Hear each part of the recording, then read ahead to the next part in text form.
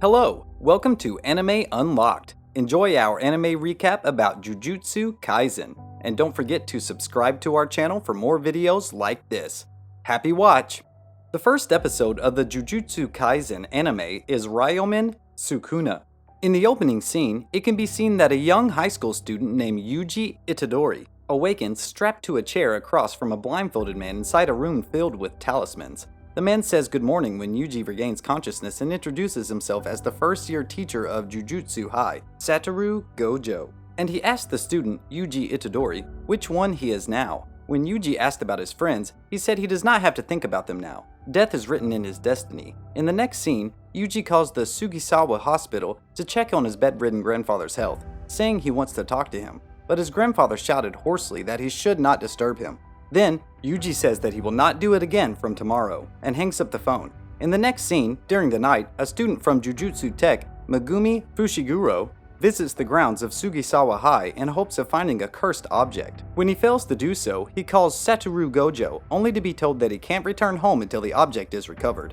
Then, it can be seen that, at Yuji's club with Iguchi and Sasaki, the student council president threatens to close the Occult club due to inactivity. To prove their research, they tell the president about their theory that something supernatural may be affecting the students on the rugby field. However, the president nullifies their argument by revealing that ticks caused the player's illness. Additionally, Yuji is registered with the track and field team, not the Occult club.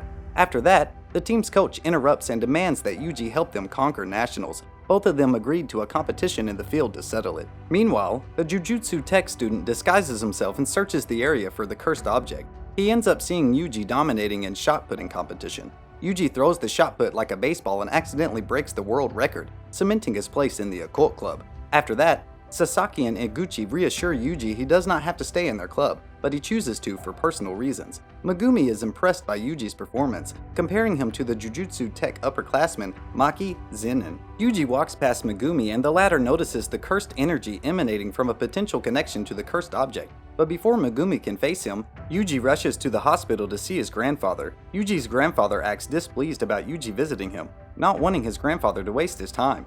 He tries to tell Yuji about his parents, but the young man refuses to listen.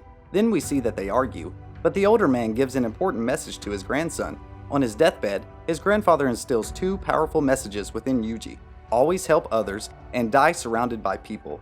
Shortly after, Yuji's grandfather passes away peacefully. After mourning and packing, Yuji went to the lobby to complete the paperwork. There, Megumi tracks down Yuji and introduces herself.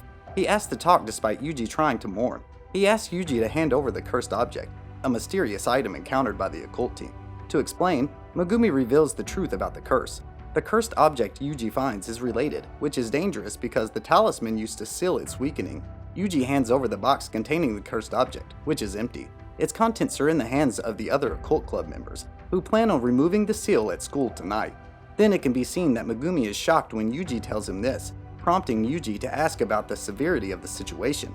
Megumi responds by claiming it's worse than bad and that Yuji's friends will die. Elsewhere, at Sugisawa High, Sasaki and Iguchi sneak inside to unwrap the seal. They do so in the dark for the appropriate atmosphere and find a finger within the contents of the talisman. Upon arriving at the school, Yuji feels a strange pressure, and Megumi asks him to stay back. Then we see that Yuji insists that he help rescue his friends, but the young Jujutsu student demands that he stay behind. Inside, Sasaki hides from the monsters that are now stalking the halls of the 4th floor. Iguchi appears beside her, but a small curse prevails over his head. Able to defend himself with Jujutsu, Megumi summons his divine dogs and orders them to feast on the enemy.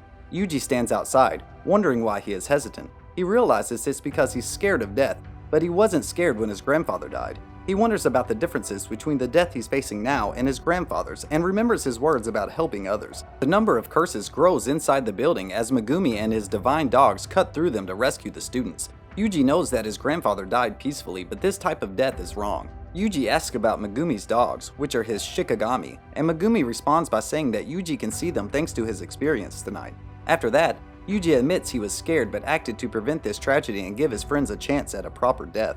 Yuji jumps into a fight before the curse can kill Megumi. He cannot hurt a curse despite his incredible athletic gifts without using cursed energy. After losing ground, Yuji nearly drops his finger into the curse's mouth. Despite Yuji killing the curse easily, Megumi is concerned that this is an actual worst-case scenario. Ryomen Sukuna has been reborn and only wants to kill all of humanity. Then he realizes this era is perfect for massacring humans, but Yuji manages to regain control over his body by suppressing Sukuna. Amid this, Megumi prepares to summon a Shikigami and proclaims that he will exorcise the cursed Yuji Itadori. The second episode of the Jujutsu Kaisen anime is called For Myself. It begins like this. Megumi states that he will exorcise Yuji as if he were a curse. However, Yuji raises his arms to signal that he means no harm and is in control. He says they both need to get to a hospital, but Megumi can't tell if the curse is trying to trick him. Before he is forced to decide, Megumi's teacher, Satoru Gojo, arrives. Megumi is surprised by his teacher's appearance, so Gojo explains that the elders are fussing about the cursed object. He stopped for souvenirs and came to check on Megumi's progress, and ask if he has found it. Then Yuji reveals that he ate the finger, which Gojo finds difficult to believe. Thereafter, he closely examines Yuji and realizes he has combined with Sukuna. Gojo tests Yuji's control by asking him to switch to Sukuna for 10 seconds. During that time, Gojo fights while Megumi keeps his Kikufuku, a Sendai specialty. Her teacher's carelessness takes Megumi aback, while Yuji allows Sukuna to take control. Despite the curse attacking first, Gojo can easily dodge all of Sukuna's strikes with incredible speed. Sukuna claims that Jujutsu sorcerers are troublesome in each era and try to finish the fight. Instead, Gojo can easily repel the rubble created by the curse and counts down to the last few seconds until Yuji regains control. Surprisingly, Yuji can regain control of his body effortlessly. Gojo decides to knock him out and tells Megumi that if Yuji can awake as himself, he'll have real potential as a vessel. Megumi knows that Yuji should be executed under the rules of Jujutsu, but Megumi asks his teacher not to allow that to happen. Gojo promises to fulfill the request and brings Yuji to speed sometime later. In the room, filled with seals, while Yuji is bound to the chair, Gojo explains that the Jujutsu elders have decided to execute him. The room is filled with seals while Yuji is bound to the chair, which we saw at the start of the first episode, where a blindfolded man is inside a room filled with talismans, and he asks Yuji which one he is now. This means that Gojo told Yuji a recap of everything that had happened so far. In the current scene, Gojo explains that the Jujutsu elders decided to have him executed, meaning to postpone Yuji's death sentence and train under Gojo until he consumes all 20 of Sukuna's fingers, so the curse can be eliminated. So, Gojo could plead Yuji's case and have his sentence suspended.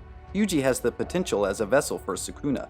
Therefore, he can be used to consume the curse if he eats all 20 of his fingers. Doing so would be of value to the Jujutsu tech, so Gojo convinced them not to execute Yuji until he's devoured all the fingers. Later, Itadori visits Sasaki and Iguchi in the hospital. Sasaki blames himself for the incident as they sit by Iguchi's bed. Despite the doctors believing he is stable, Iguchi has not regained consciousness. Yuji explains the reality of the situation and blames himself. Before leaving, he assures Sasaki that a sorcerer will come by to cure Iguchi.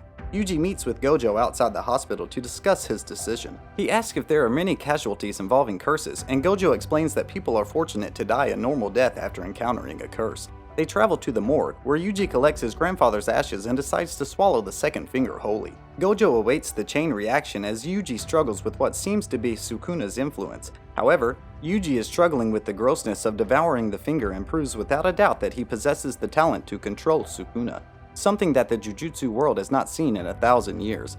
Yuji does not want to be executed, but he decides that he needs to fight curses and help assimilate all of Sukuna's fingers. Following Yuji's decision, Gojo tells him to pack his bags. Yuji asks where they are going, to which Megumi replies as he enters the room after being treated for injuries.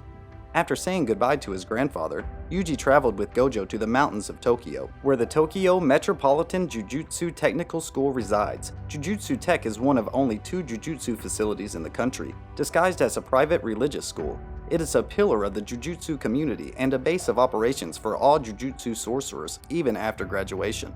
They arrived at the principal's office, where Masamichi Yaga created cute puppets. Yuji introduces himself, and Yaga asks why he wants to enroll in Jujutsu Tech. Yuji replies that he wants to learn Jujutsu, but the principal is asking at a deeper level. Yuji says that he wants to help people as a dying wish from someone else. Unsatisfied, Yaga claims that Yuji fails because he only fights for someone else's desires. Yaga asks if Yuji will also blame his death because of a curse on his grandfather. He does this to help Yuji realize more about himself as the dolls start a second wave of attacks. Yaga again asks what Yuji plans on doing at Jujutsu Tech. Knowing stopping Sukuna is something only Yuji can do, Yuji grabs the doll and restrains it with brute force. While holding on, Yuji explains that he has to stop Sukuna if he lives without regrets. Impressed with Yuji's response, Yaga accepts the young man into the school and asks Gojo to show him around. Gojo takes Yuji to his dorm, where he asks Yuji if he is ready to fight.